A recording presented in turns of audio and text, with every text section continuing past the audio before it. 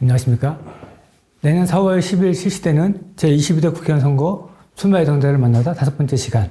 오늘은 김대남 대통령실 전 심의소통비서관 직무대리 모시고 말씀 드리도록 하겠습니다. 네, 반갑습니다. 안녕하세요. 네. 최근에 22대 총선 출마를 위해서 공직에서 물러나셨는데요. 네.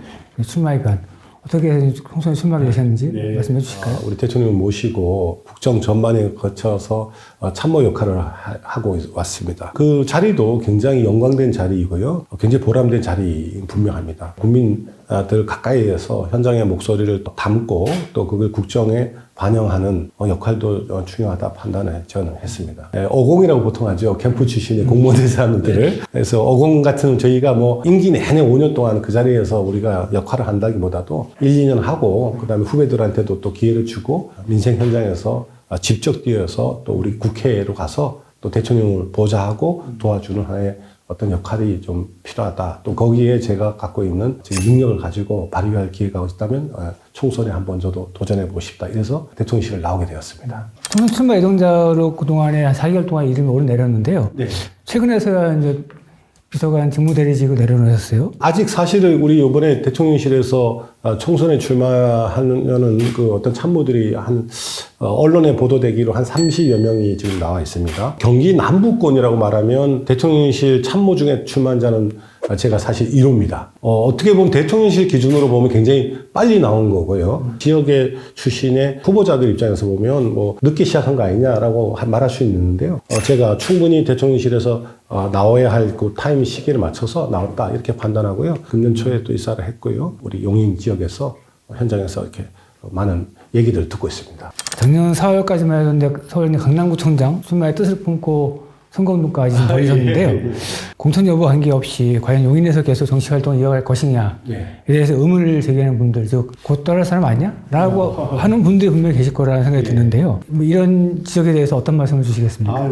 총선과 관계없이 국민의힘의 경기도당의 도시개발위원장을 맡았습니다. 며칠 전에 임명됐고요. 11월 1일자로요. 공천과 관계없이 앞으로 저는 계속적으로 삼성반도체뿐만 아니라 이 용인 지역 또 처인구 지역의 발전을 위해서 이 분야에 대해서 제가 전공자하고 또 전문가로서 들여다보고 살펴보는 그런 역할을 하려고 하고 있습니다. 제가 여기 용인에서는 뭐 정치하고 떠나서 바로 이사가 그런 일은 없습니다. 대한민국의 큰 지금 이게 비전의 큰 원동력이고 이것이 성장 엔진과 같은 것이거든요. 지금 끝까지 여기 남아서 그걸 할 예정입니다. 처인구 지역은 그동안 이제 보수당에서 국회의원을 배출했는데요. 하지만 이제 국민의힘 국회의원이 이제 비리로 정도 낙마하고 최근에 대통령의 이제 국정수행 지지율이 30% 초반에 좀 머물러 있습니다. 국민의힘 입장에서 2024년 총선이 녹록지 않을 것 같습니다. 겸허하게 지금 받아들여야 됩니다. 용인 처인구 같은 경우에는 2번에 걸쳐서 우리 국민의힘의 국회의원께서 불미스러운 일이 되다 보니 정말 겸손하게 낮춰서 시민들하고 소통하고 시민들이 원하는 게 뭔지를 좀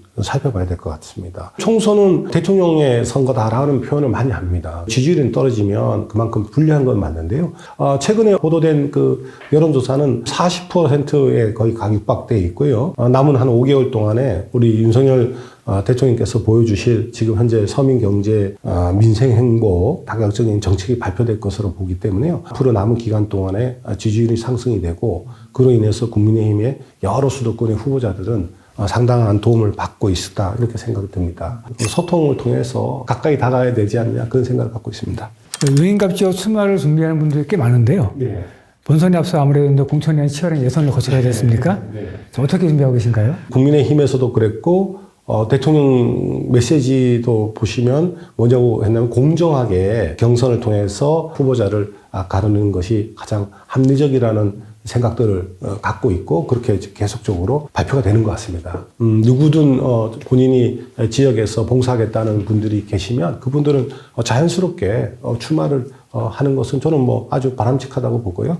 또 저 역시 마찬가지로 제가 갖고 있는 장점을 내세워서 경쟁한다 이런 생각으로 각오로 있습니다. 대통령실이라고 특혜를 뭐 이런 거 없습니다. 처음서부터 지역에서 활동하면서 소통하면서 그렇게 지내고 있습니다. 왜 김대남이 처인구에서 공천을 받아야 하느냐, 왜 김대남인가에 대해서 뭐라고 말씀하시겠습니까? 정치적인 무슨 뭐 이런 그런 어떤 이슈, 이념 이런 것보다는 생활 정치가 제일 필요한 것 같더라고요. 시원하게 도로 좀 뚫어달라. 뭐 도시가스가 연결이 안 되니까 도시가스를 좀 해달라. 도서관이 됐든 뭔가 좀 환경을 좀 개선해달라. 처인구에 난개발로 막 무슨 물류센터가 많고 이러는데 친환경적으로 어떻게 좀 변화를 좀 시켜달라. 이런 부분에 대해서는 사실 그런 업을 종사해보고 그런 일을 해본 사람이 아무래도 좀 더 살펴보기가 좋을 것 같다는 생각이 듭니다. 토목공학을 전공하고 도시계획을 다뤄보고 건설회사에서 개발본부장 역할을 해보고 경험이 있다 보니 그런 부분에 대해서 다른 후보자들이 안 갖고 있는 그런 장점 그리고 이 처인구의 그런 니즈 를 맞춰서 김대남이 가장 잘할 일꾼이지 않겠느냐. 그렇다면 김대남이를 좀 선택해달라. 이런 차원에서 말씀을 드리겠습니다. 쭉 이제 정치를 해나가실 텐데 네. 어떤 정치를 하려고 하십니까? 여야 또 뭐 진보, 보수 뭐 이런 대립각을 세워서 끊임없이 서로 간의 그 진영 논리에서 싸우는 그런 정치 세계에 대해서는 저 개인적으로도 굉장히 불편하고 아주 짜증나기까지 합니다. 제가 그럴지언정 우리 국민들은 어떻게 했습니까? 정치를 오래 해본지는 않았지만 정말 가려운 것이 뭔지 그것을 빨리 발견해내가지고 소통해서 그것을 긁어드리고 환경의 변화가 생길 수 있는 살펴볼 수 있는 정치인, 생활 정치인이 되고 싶습니다. 국회의원을 쳐다보면서 저분들은 어떻게 저렇게 그 많은 세비를 받아가면서 많은 보좌관, 비서관을 두르면서 그 작은 일 하나를 왜 살펴보지 못할까 안타까움이 많았거든요. 제가 만약에 그런 자리에 있다 그러면 보좌관, 비서관 전부 다 너희들이 다 의원이라고 생각하고 뛰어서 지역에서도 뭐 부족함을 찾아내고 해결하고 생활 정치인이 되고 싶습니다.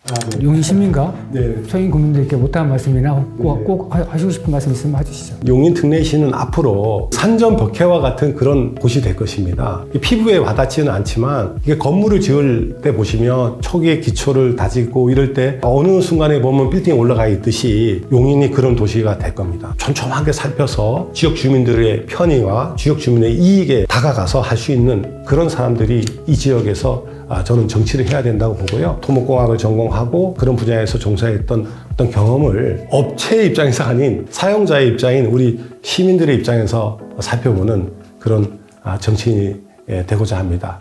많은 응원을 부탁드리겠습니다. 감사합니다.